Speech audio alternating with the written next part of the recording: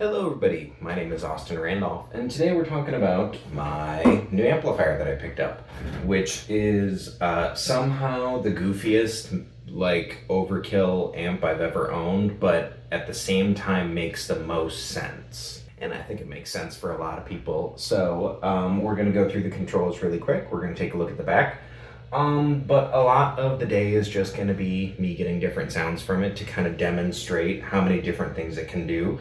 And at the end, we'll kind of talk about who it's for and who it's not for. So, very quick before we get moving, housekeeping stuff. This channel, I'm trying to get it up to 1,000 subs. I'm still pretty brand new to this, so I'm trying to grow it. If you could give me a sub, if you kind of dig what I do, that would be amazing. And then, comment for the metrics, all that good stuff. So, away we go. This is a Fender Twin Reverb. It is the Tone Master version, so all solid state, not a tube in this thing. And this is the blonde model, so kind of a blonde shell on the outside with, I think it's a oxblood cloth grill instead of the black and silver traditional layout. It is 200 solid state watts, meant to replicate, I think, 85 tube watts. So 200 watts, two 12-inch Celestion creamback speakers. A selling point is it's really light. I mean, it's only like 30 pounds. And 30 pounds for a 2x12 combo amp is ridiculous. I mean, my whole time that I was gigging in college, I was playing a JCM 900 2x12 combo. And that thing literally probably weighed 80 pounds. So this is a fraction of that. It's wild. So super lightweight. This is a 2-channel amplifier. You have your normal, which is a dry sound. There's no reverb. There's no vibrato. Your vibrato channel has your reverb vibrato. Basically, if you want to use the built-in reverb with this amp, which you probably do, it's pretty good reverb, then you want the vibrato channel, but 2 channels. And if we take a look at the back, we have our on-off, our standby. You have a built-in, a really, really good attenuator to take you all the way from your full 85 watts, replicated, that's kind of your full 2 hundo, all the way down to 1 watt. You have a line out, which is what you're going to be listening to today, with a little bit of emulation and cabinet sim. And those are your controls. The sounds you're going to be hearing are coming out of the 5 watt, so attenuated down to 5 watts, just so I have a little bit more clean headroom.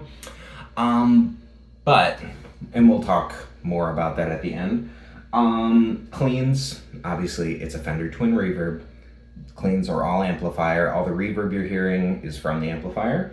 If you hear any kind of mild classic rocky dirt, that's coming from my Wampler Tumnus overdrive pedal. And it's not really my thing, but if you hear some kind of modern gainy stuff, that's going to be coming from my EVH 5150 overdrive. So I'm going to run you guys through some of the tones, and then we'll talk kind of about who this is for, who this isn't for, where does it fit in, where does it fit in the world of amplifiers.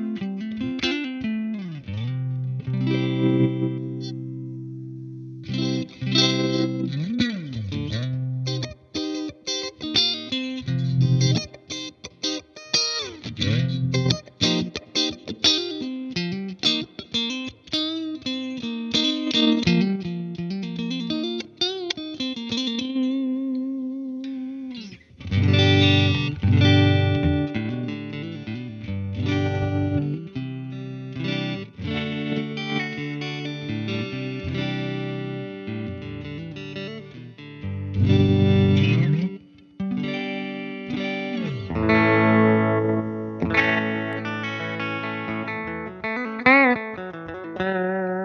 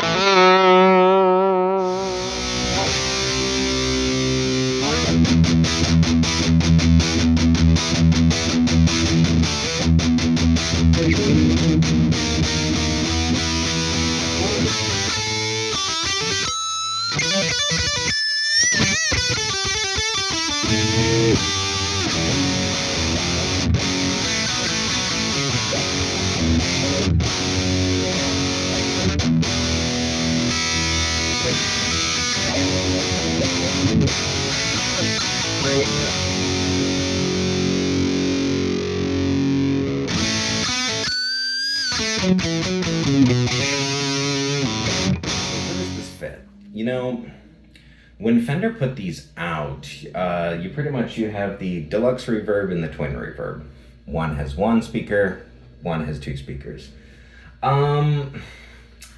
Honestly, I feel like it filled a need in the like amplifier space that's been needing to be filled forever. I'll give you an example. So let's take a classic car. If we're just comparing like a deluxe reverb to a classic car. 68 Mustang, 69 Mustang, right?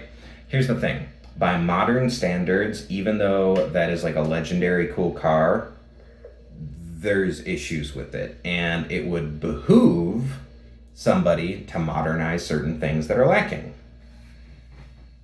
That's what these are. So these, I feel like, are just a really, really... Ooh, I'm trying not to get too flowery with my words here, but like a really loving interpretation of a classic amplifier. What I mean is, if you've ever played a deluxe reverb, which I'm sure a bunch of you have, one, it's heavy as shit. This fixes that. The reverb and the vibrato are incredible until you get to 2 on the knobs, and then it's just like way too much craziness. This fixes that. You need to be playing a deluxe reverb or a twin reverb at like blowing out window volumes for it to really hit its sweet spot. This fixes that.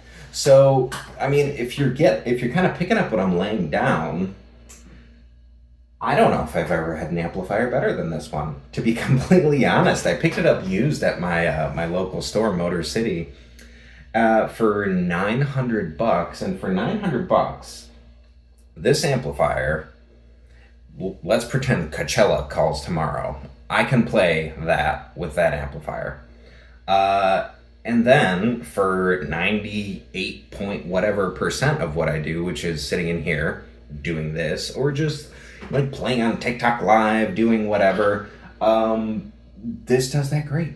Attenuated down to 5 watts. It sounds really good. At 5 watts, this thing sounds like and feels like, that's the important part, is the feel. Because as you go up in the volume, it does feel like a tube amplifier. So it feels like a good little, like low wattage tube combo. Man, I would think a modern guitar player would have a really, really hard time finding a better all-around amplifier for this kind of amplifier, if you know what I mean. Like, if you're looking at if you're a diehard like Mesa Boogie guy and the majority of your time playing, you're playing on like an overdriven channel or like a drive channel, then this isn't for you. It's just a totally different thing. What this is for is people whose default is like a sparkly, full clean tone. If your default is you need an amazing clean tone and you can build from there, that's me. I've never had a better amplifier in my life. This thing is just insanely good. So, they're starting to pop up used now, hence why I have this thing, because it was sitting at my local store. The blonde one, I played them back to back, the silver versus the blonde. I preferred this one. The speakers in this versus that were, these felt a little creamier. I mean, literally the speaker is a Celestian creamback. A little more well-rounded. They're supposed to be more mid-forward. And frankly, pretty much the reason I picked this over the other one, even though it was like, I think this was only like $50 more. This reverb channel is actually usable, where the silver grill one seemed like more of a historically accurate representation of the original Deluxe Reverb's reverb channel, which literally after like 3 on the dial becomes way too much. So this has a more linear, we'll call it, reverb. So, all right guys, that's all I got. Have you owned one of these? Whether it's the Princeton, the Twin, the Deluxe. What do you guys think of the new Fender Tone Masters? I mean, new, they're like a year and a half old now, hence why I have one, but they're starting to pop up on the used market, and I really think for a large percentage of people playing guitar on the internet right now, this thing is absolutely perfect. So let me know what you think in the comments, and I think that's all I got, guys. Take care, everybody.